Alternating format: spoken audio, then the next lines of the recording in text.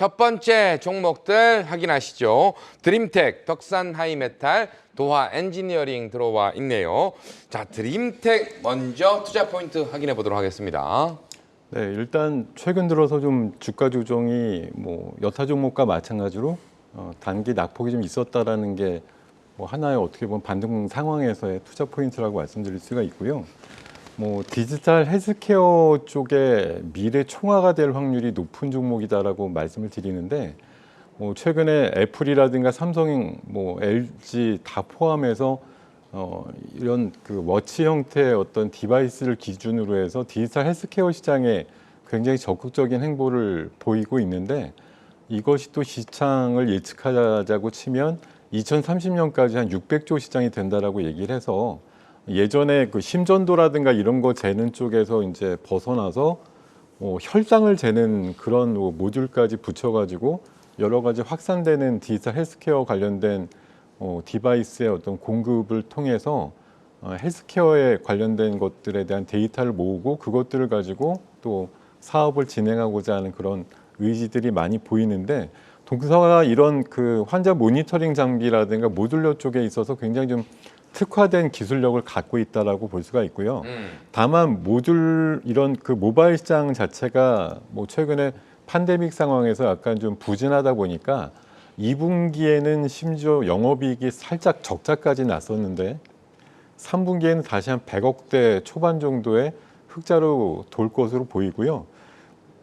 올해 전반적으로 그 누적을 하면 영업이익 전망치가 약 300억대 정도라 전년 대비해서 한 60% 정도 줄어든 걸로 일단 판단할 수가 있는데 내년도에는 의료기기 시장에 그 불꽃 튀는 성장에 힘입어서 영업이익이 약 1,100억대 정도로 올해보다 한 2배 반 정도쯤 늘어날 것으로 예상이 되는 만큼 최근에 기업 그 유니퀘스트 산하에 있는 드림텍 같은 경우가 뭐 유니퀘스트에서 일부 사업부가 떨어져 나오고 또 이걸 합병하는 그런 과정에서 합병과 분할의 과정들을 이제 최근에 다 거치고 엊그저께 모회사가 다시 거래를 재개한 만큼 사업적으로 드림텍 쪽으로 뭔가 주요 사업들이 일원화되는 그런 과정들을 나타내고 있고 AI나 로봇과 관련된 자회사의 움직임들도 굉장히 눈에 띄는 상황이라서 올해 뭐 지금 하반기 쪽에서 조금 실적에 대비해서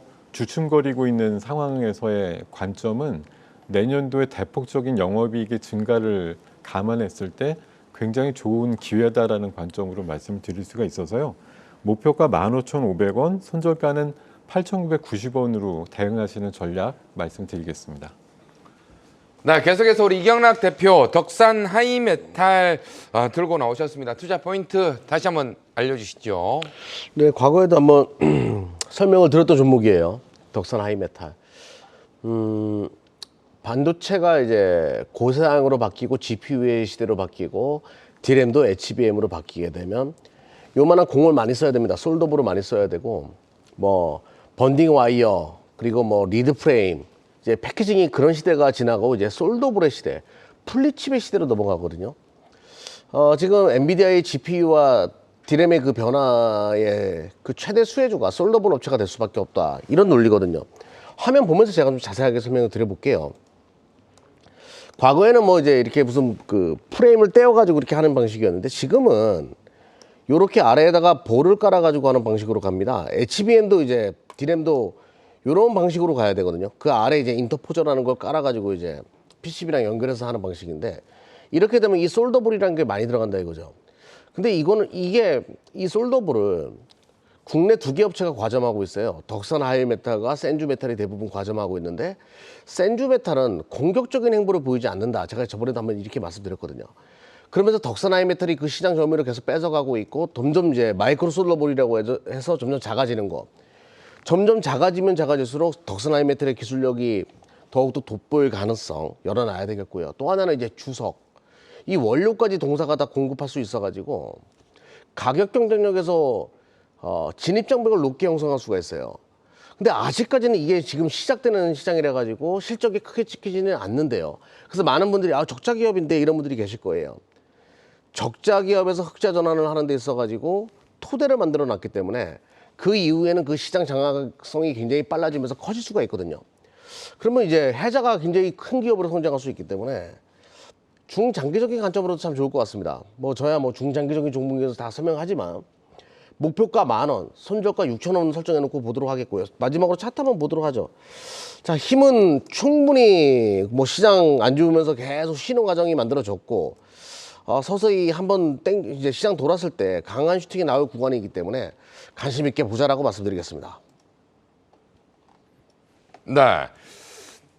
자, 일단 지금 구간에서 우리가 또 관심 있게 지켜봐야 될 종목인 것 같기도 하고요. 다음 전태진 대표님의 종목 도화 엔지니어링. 일단 뭐 초반에 또 이야기했던 부분과 또 비슷하게 종목을 좀 들고 오셨는데 이 종목도 팩트 좀 잡아주시죠. 네, 일단 저는 이제 이슈와 테마가 좀 살아있는 종목들에 좀 집중을 하다 보니까 단기적인 대응 방법에서 단기적인 관점에서 종목을 가져와 봤고요.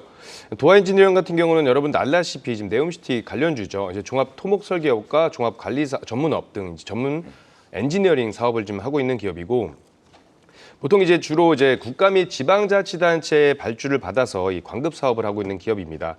최근에 이 네옴시티 관련한 종목들이 움직임을 보여주면서 관련된 종목들이 움직임을 보여주면서 이 종목 역시 시세를 좀 보여줬고요. 이 도화 엔지니어링 같은 경우가 사우디 이제 사브홀딩스와 스마트시티 프로젝트 개발 및 사업화를 위한 업무 협약, 이 MOU를 체결하면서 자잘강 유역 공동 개발에 나선다는 소식이 나오면서 오늘 좀 시세를 보여줬습니다.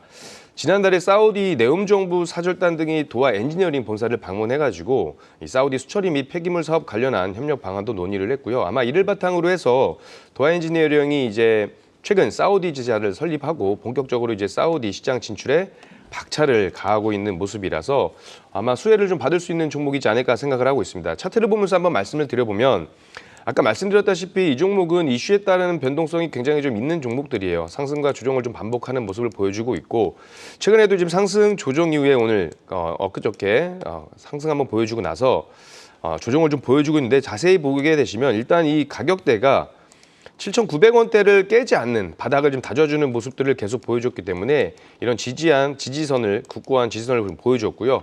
최근에 오늘 거래량이 좀 들어와 주면서 강하게 상승을 보여줬습니다. 근데 다만 지난 매물대를 소화하는 과정을 보여줬기 때문에 이슈에 따른 슈팅이 한 번 더 나올 수 있다라고 저는 판단을 하고 있어서 목표가는 9,400원 그리고 손절가는 8,130원 단기적으로 좀 대응을 하시면 좋지 않을까 해서 가지고 나와봤습니다.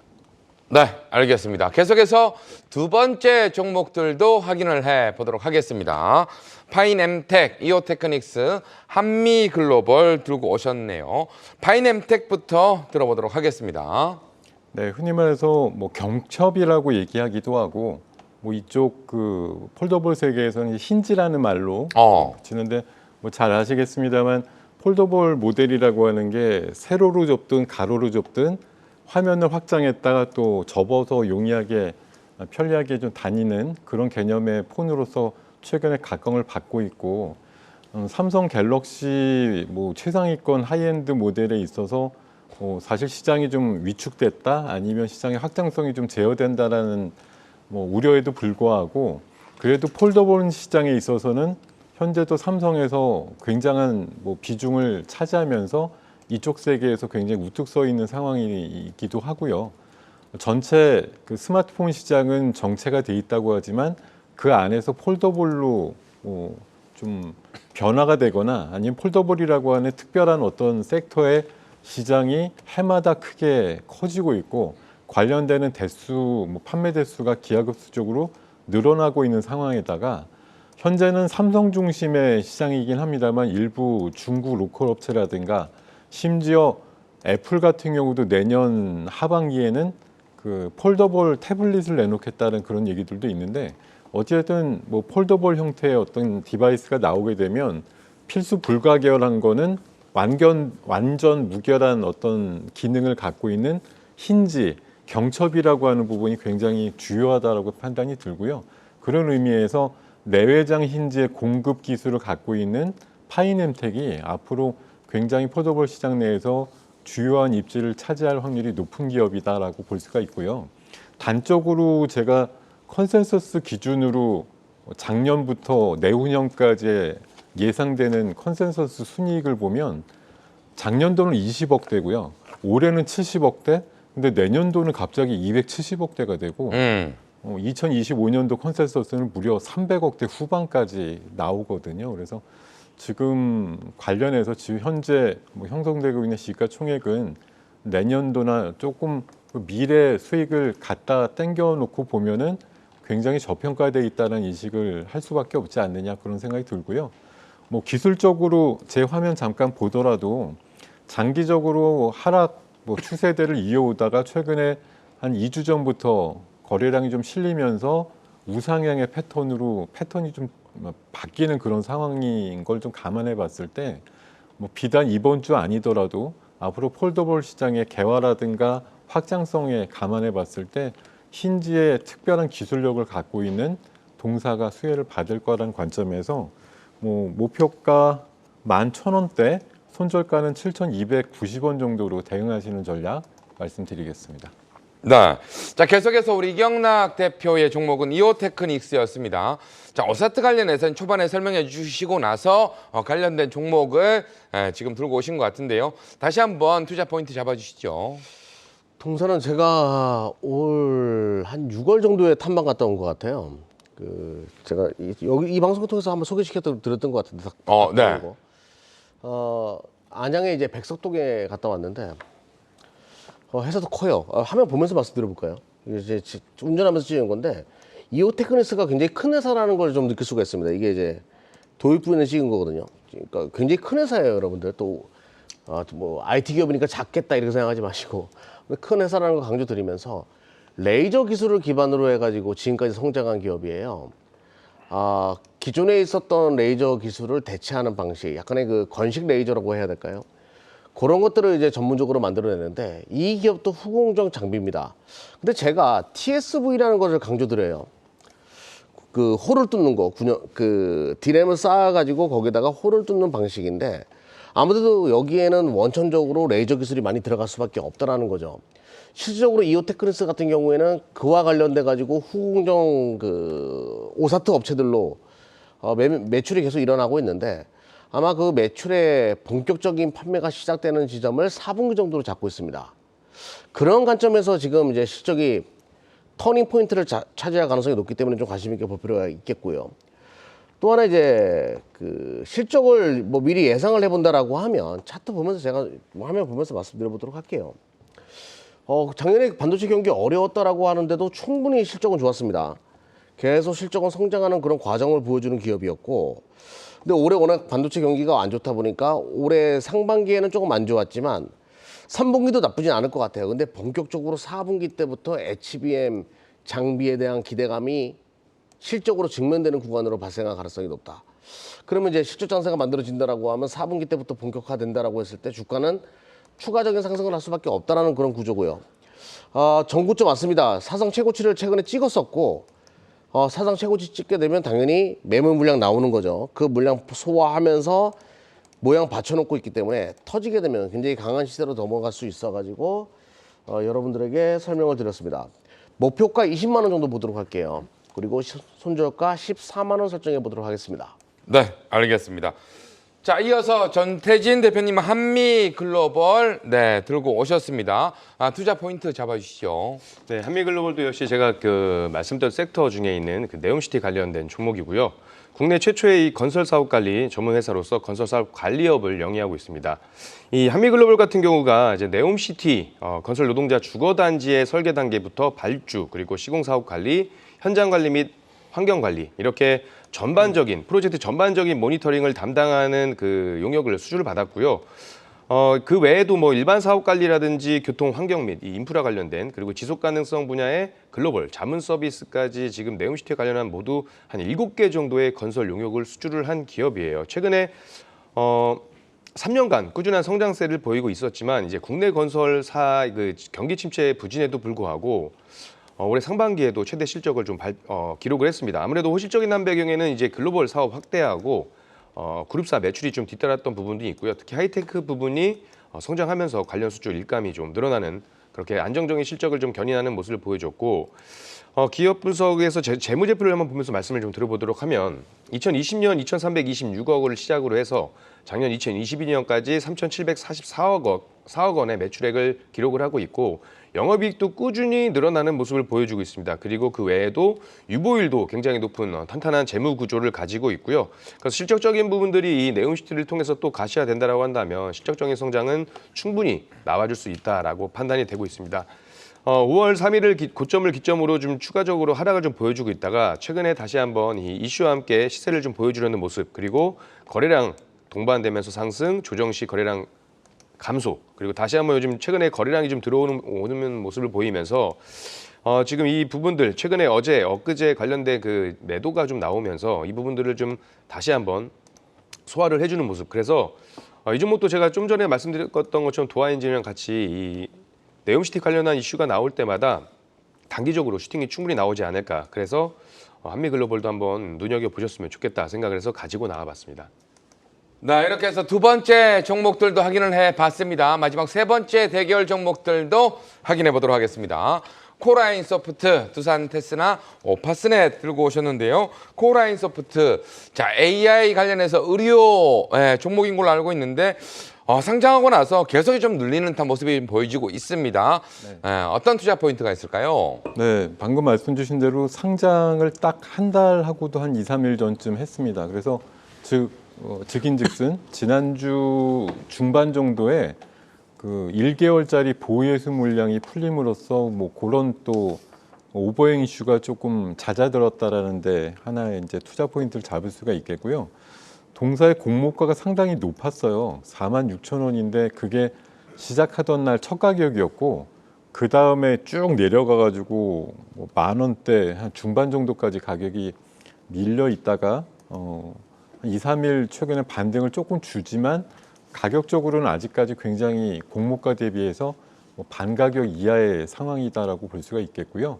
방금 운을 띄워주신 대로 의료 AI 쪽에 좀 특화가 돼 있는 의료 AI에 뭐 붐을 힘입어서 어떻게 보면 상장의 어떤 행운을 갖지 않았나 이런 생각이 드는데 CT 기반이기 때문에 우리나라 분들 뭐 조금 몸 이상하다 그러면 CT 다들 찍어 보시잖아요. 그렇죠. 그만큼 데이터가 많다라는 얘기가 되겠고요.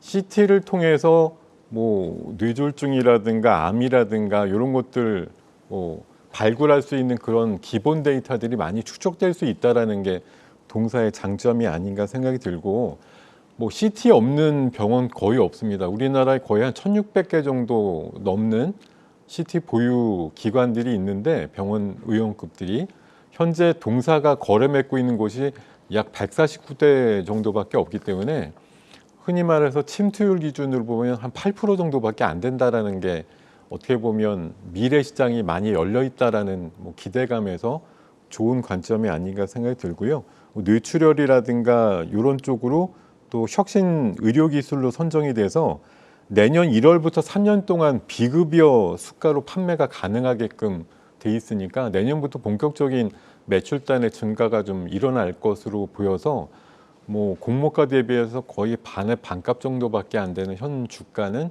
상당히 뭐 비교되는 여타 의료 AI 기업들에 비해서도 시가총액상 좀 저렴하다 이런 인식을 가질 수 있다는 차원에서 금주 관심주로 말씀을 드리게 됐고요. 목표가는 2만 원, 손절가는 14,950원 제시를 해드리겠습니다. 네, 이어서 이경락 대표 두산 테스나 오늘 뭐 10% 정도의 상승 흐름이 좀 나왔는데요. 네. 설명 부탁드리겠습니다. 테스트 전문 기업이에요. 그 삼성전자의 뭐 최고로 많은 의존한다. 삼성전자가 외주 테스트 업체 중에 그런 업체라고 보시면 됩니다. 주 하는 일을 이제 사업 역량을 제가 준비한 화면을 보면서 좀 설명드리면 뭐 전공정 쪽은 하지 않고요. 후공정이 이제 생명이니까 후공정 쪽에서 웨이퍼 테스트랑 패키지 테스트를 전문적으로 하는 기업이에요. 근데 제가 그림을 뭐 좀 전에 이제 덕산 하이메탈 설명드리면서 보여드렸다시피 디램이 달라지는 것이 아니라 패키징이 달라지는 거잖아요. 후공정이 달라지는 거니까 그만큼 테스트가 증가할 수밖에 없어요. 그럼 두산 테스나가 아무래도 삼성전자 의존도가 크다 보니까 역사적으로 성장할 수밖에 없다. 뭐 이런 논리가 붙을 수가 있고요. 두 번째로는 이제 이미지 센서거든요.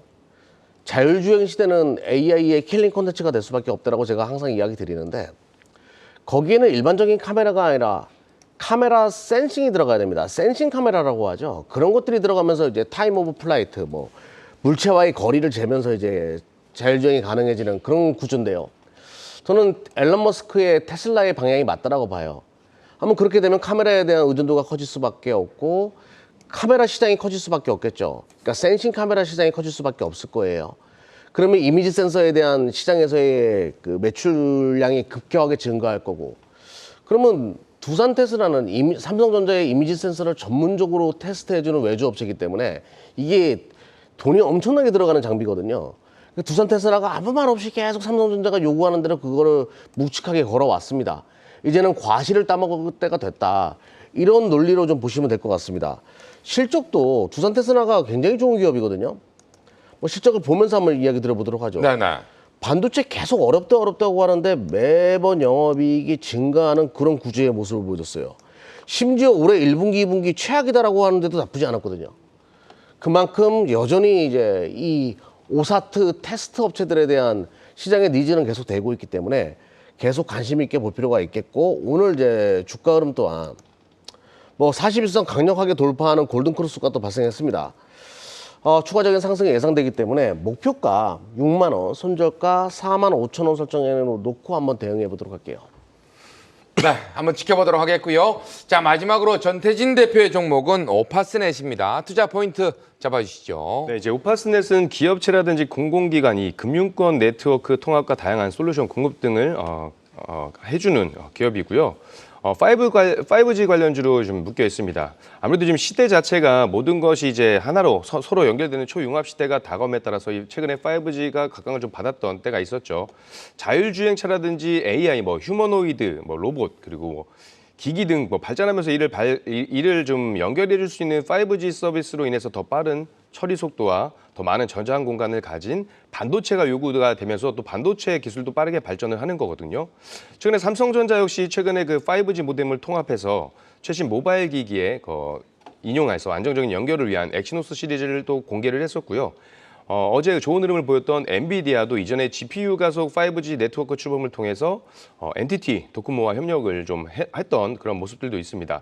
이렇게 지금 전 세계 기업들뿐만이 아니고 전 세계 통신사들 역시 2025년까지 전 세계적으로 1,700만 개 이상의 5G 마이크로셀과 타워를 구축해서 서비스 품질을 높이고 고객 경험 극대화에 나서고 있는 모습을 보이고 있고 여기에 5G 반도체, 5G를 위한 또 기업들의 협력도 강화되고 있는 모습이에요. 기존에 유선 네트워크 방식이나 와이파이 같은 기존 산업용 네트워크 단점들을 보완해서 이제 비용이나 유연성 그리고 지속 가능성, 시장 출시 기간 단축 등을 지원할 수 있을 것으로 예상이 되고 있고 IHS 마켓에 따르면 5 시장 산업이 관련 글로벌 시장이 오는 2035년 3조 8천억 달러에서 하나 약 4,500조 원이죠. 그리고 그 규모 자체가 이렇게 해서 하나로 약 4,500조 원까지 늘어날 걸 전망으로 보여지고 있기 때문에 충분히 5G 산업이 발전함에 따라서 이 동사가 수혜를 좀 받을 수 있을 것으로 보여지고 있고 최근 흐름도 상승과 조정 이후에 다시 상승 추세로 좀 전환되는 모습이라서